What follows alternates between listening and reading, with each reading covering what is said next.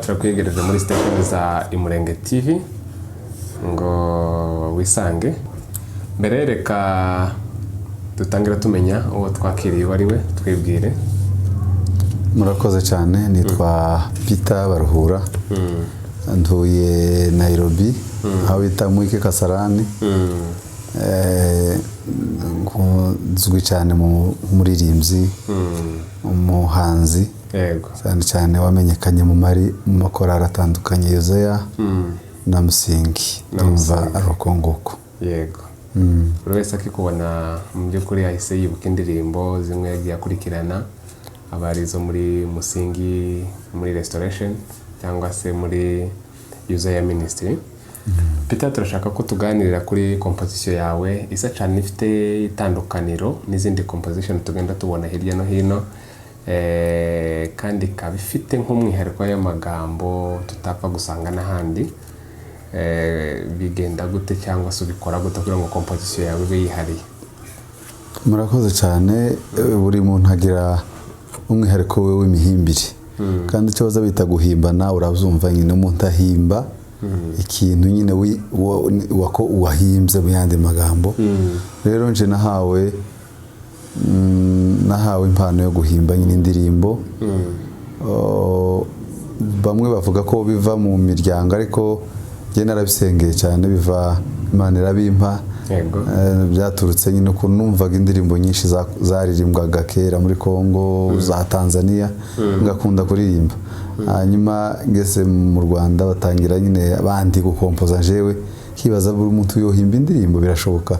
Ndabisengera bitanumva biraje, ndumva nuko byangendekeye. Nuko byagenze. Hanyuma nimba wibuka n'igihe ki wamenye ko ufite impano yo kwandika indirimbo ndetse no kuririmba? Harimo ibintu bibiri uvuze. Igihe natangiye kuririmba n'igihe natangiye kwandika. Natangiye kuririmba kera cyane, bigeze muri Sunday School nyine numva mbikunda, nkumva amakorali nkuru zaje kuririmba, nkumva ndi interesse nabyo. Ariko cyane cyane mu Rwanda, tugeze mu Rwanda za 2005 na 4 na kuzamura, nibwo nanjye natangiye guhimba indirimbo yanje, maze kumva abandi nyine bahimbye, barimo abaririmbyi muri Musingi n'abandi benshi. Naje mpitangira gusenga, Imana irayimpa. Ndumva no kuva mu 2005 kuzamura nyine. Hanyuma ikindi kibazo nshobora kukubaza, indirimbo zawe cyane usohora nizo twabonye ndetse nizo tutabonye ziri mu bitabo, zirashobora kuba zikubiye mu buhe butumwa? Murakoze cyane. Indirimbo nahamagariwe biza bigenda bihindagurika. Njye nahamagariwe mu ivugabutumwa. Indirimbo zanje zenshi abantu benshi barazizi muri za yuza n'ivugabutumwa. Hanyuma uko iminsi umuntu agenda, ubu haje indi shurirwa none ryo kuramya Imana cyane. Ijuru ry'amajuru ntirimuhagije. Ijya gatatu ni ibihe tuba tugiye nkunda kuvuga actualité cyane uko ibintu bibona. Ndumva ni muri ubwo buryo n'ivugabutumwa, n'indirimbo ziramya Imana ndetse na actualité cyangwa se ibiriho, umuhimbyi akavuga ibiriho nyine ariko bijanye n'ivugabutumwa. Bijanye n'ivugabutumwa. Yego, hari nk'indirimbo twabonye ivuga ngo umuntu niki ngo umwibuke cyane. Indirimbo yagaragaye ahantu hatandukanye ndetse iranakundwa. Muri composition yayo mu kuyandika cyane wari bitewe n'iki cyangwa wayihawe ute, wayihishuriwe ute? Urakoze. Iyo ndirimbo iba mu bice bibiri. Cya mbere ni jewe nasaga nko wivuze nyine, urumva amateka hari ukuntu nyine agenda yerekana abantu. Noneho wa muntu w'amateka nyine akomeye cyane, umwana w'imfubyi abuze ababyeyi mbere, noneho nyuma muhoze indirimbo zitangira guhitinga cyane. Noneho nsoma rya jambo ryo muri Zaburi rivuga ngo umuntu niki kumwibuka. Noneho mbivuga ari ku giti cyanje nyine, ariko bitanabona na Bibiliya nyine bivugamo. Yego. Hanyuma kubera nyine nivugagamo ubuzima, ariko muri Bibiliya mpita mbisangamo nyine cyane. Niyo mpamvu cyane yageze ku mitima y'abantu benshi, ko ni ijambo ryiza nubwo tutari dukwiriye twese. Imana yaratuzamuye kuko Imana yadukuye ahantu hakomeye cyane. Gakunda akantu kanyuma kavuga ngo ikuzimu nta migambi. nta no gushima ibyo dukora byose tubikora ubu nyine tukiri bazima abamaze gupfa buri imirimo yabo yararangiye nuko byaje nyine ndumva ngisobanuye yego. Hanyuma Peter, kuri ubu ufite indirimbo zingahe zaba arizo twabonye, iziri mu bitabo, izo watanze ahandi mu ministries zitandukanye? Ubu urashobora kuba ufite indirimbo zingana iki wiyandikiye? ni zinshi cyane, sinakoze urutonde kubera ko nakoze indirimbo nyinshi. Ariko byibuze urazibuka? Na imibare ntabwo nabyibuka, ariko mperuka zigeze za 80 zirenga kubera kuko abantu barebera mu masede y'ejo ya za Musingi na Yuza, ariko buriya nko mu gihugu cy'u Rwanda buriya amakanisa menshi nagiye ngirirwa amahirwe yo kubageramo, nkaririmba nkabahimbira indirimbo izo ntizizwi, ariko icyo gihe rwose n'ubu nyine za Gikongoro Restoration hehe ubu ngubu mu by'ukuri zirarenga 80 kubera ko nuko ntakoze statistique, ariko ni nyinshi cyane maze igihe cyane, kandi izagiye hagaragara nizo nkeya cyane ku ziri mu bitabo n'iziri mu bantu hirya no hino. Hanyuma kandi nshobora kwibaza kuri wewe bigutera ishema ki kumva indirimbo zawe zirahatandukanye ziririmbwa n'aba ministries zitandukanye? Akantu keza cyane umbajije bose, ako kantu ndagakunda. Abahinzi benshi n'abahanzi cyangwa amakorari babikora gutandukanye. Ubundi iyo uhimbye indirimbo ikabasha gukwira mu isi yose ikayiririmba ku muntu w'umuvugabutumwa, n'iryo shema ryacu, niyo ntego. Sinishima kubera ko nahimbye indirimbo, ahubwo nishima kubera ko ivugabutumwa ryakwiriye isi. Njyewe rero iyo ngeze ahantu ngasanga ko bararimba indirimbo nahimbye nzamura icyubahiro cy'Imana, nkavuga ngo intego neza y'ivugabutumwa.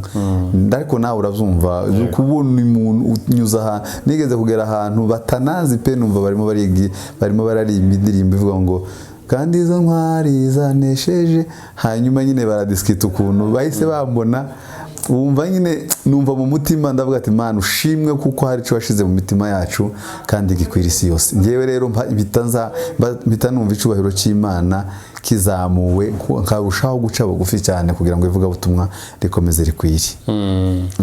Hanyuma ikindi nshobora kubaza kuri ubu, urumva indirimbo twazikuranye mu gihe cyashize, ubu kandi hari indirimbo ziriho byibuze biterwa n'igihe urimo, izo ziherutse kuja hanze vuba aha wazisohoye bishingiye cyane kuki?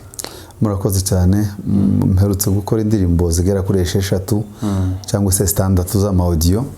Hanyuma izo ndirimbo hagiye hanze indirimbo zibiri.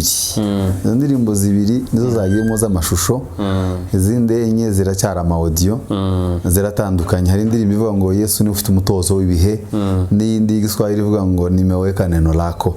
Izo zahageze, ndabizi ko mu minsi iri imbere zimwe yahageze, ariko iyindi ni nyuma y'ibyumweru 2 ndabizi ko zizafasha imitima y'abantu cyane.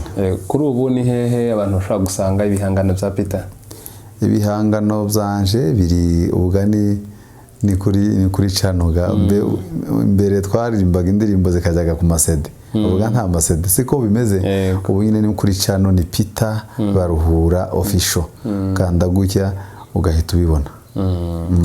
Hanyuma ko uretse kuri Peter Baruhura, mu by'ukuri hari n'umuntu ushobora kwibaza nti se Peter tubikiye agasege kameze gato n'umwaka, cyangwa se ni kaduteganyiriza nk'abakunda ibihangano byiwe? Urakoze cyane rwose. Uyu mwaka narakoze kandi ndakomeje, kubera ko mu minsi ishize narisa nkaho nyine ndi mpugiye mu bindi. Hari abantu bambazaga ngo kutakiririmba. Ndaririmba, ahubwo nimba haba abantu baririmba n'iki, ariko nkaririmbiraga mu makanisa y'abanyagihugu n'ahandi. Ariko kuri Mutandawoga ubu nyine narahagurutse cyane, kariyeri yanjye nongeye kuyibyutsa. Icyo mbabikiye rero nuko nyine mfite indirimbo nyinshi ndakomeje, muzajya muzibona kuri YouTube n'ahandi. Kose mfite indirimbo nyinshi muri studio, kandi ndabizi ko biza kugenda neza. Hanyuma hari icyo nshobora kwibaza, urumva mu byo mukora byose bitegerezwa kuba bifite imbogamizi. Nihe mbogamizi mukunda guhura nayo iyo muri mu kazi nkaka? Murakoze. Imbogamizi ya mbere ni umwanya, kubera nyine hano muri Kenya abantu babirukanka no mu buzima. Ikindi cya kabiri ni ubushobozi. Ikintu cy'ubushobozi rwose muri Afurika, Apotre Nteziryayo yigeze kuvuga ikintu aravuga ngo ubwoko bwacu tubaza bashigikirana, kandi icyo kintu rwose aba bwoko bwacu ntibashigikirana. Usanga ahubwo aho kugushigikira ahubwo ahora kuvuga ngo agucinyiza ukuntu nyine akabona wakoze ikintu cyiza wahimbye, ariko aho kugira ngo yishimire ahubwo akumva mu mwene kana. Ariko nukuri ndakangurira ubwoko bwacu gushigikirana, udushigikire. Dufite impano zo guhimba, umwe azana ibi undi azana ibi, twese tukubaka ubwami bw'Imana. Rero imbogamizi cyane ngewe ni ubushobozi bwo gukora indirimbo, ushaka n'amavideo, kuko birahenda cyane. Yewe mbibonye rwose abafana banje ndabizi ko bokwishima. Kwishima. Hanyuma niki wasaba abakunzi b'ibihangano byawe n'abandi bifuza gushaka Peter ko atera imbere, agatera intambwe irenze afite kuri ubu? Urakoze. Icya mbere nsaba no kudusengera, cya kabiri no kudushigikira, cya gatatu noneho twebwe twakoze nibaje kuri channel zacu yanje bakore subscribe na share na bayirebe nyine zirangira ari benshi, uko nabyo ubu nyine bigezweho, hari icyo bihabi bitanga kuba uzadufatikanyije mu buryo bw'ivuga butumwa. Okay, na station za Imurenge TV turagushimiye, ariko mbere yuko uva kuri kamera zacu turagusaba ko ugira akakorasi kamwe byibuze turirimbira muri izo ndirimbo zose. Urakoze cyane. Naje ndangiza ndashimira Imurenge TV, ndashimira n'inshuti n'abafana rwose baza bakomeza kunkurikirana cyane, kandi baza bansengera. Hari abantu bagiye bampamagara kenshi, ndabashimiye cyane. Ndashimira n'Imurenge ndetse n'Umurage n'ayandi ma televiziyo menshi abasha kudukoresha ibiganiro. Sultani rwose ndayishimira cyane, nayo zituba hafi cyane, iba muri Kenya. Umugabo wiyoboye yitwa Nsanze, nawe ndamukunda, za promoting ibikorwa byanje cyane. Hanyuma akaririmbo warimo nsaba ndaririmba kahe, ndirimba kakera wandirimba ko ntakibazo rwo yari yose yawe. Ashima umwami wanje wabaye umuhuza w'abantu n'Imana, tare ya Yuda yaranesheje, yakojeje Satani kimwaro, yabaye nk'igiti cy'inganzamarumbo.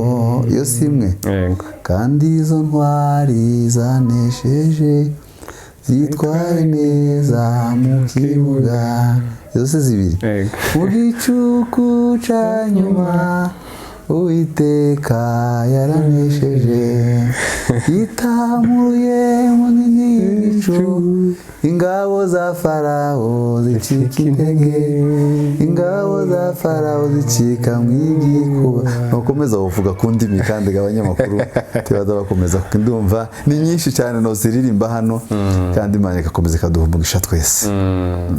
Peter turagushimiye, amahoro y'Imana abane nawe. Murakoze cyane.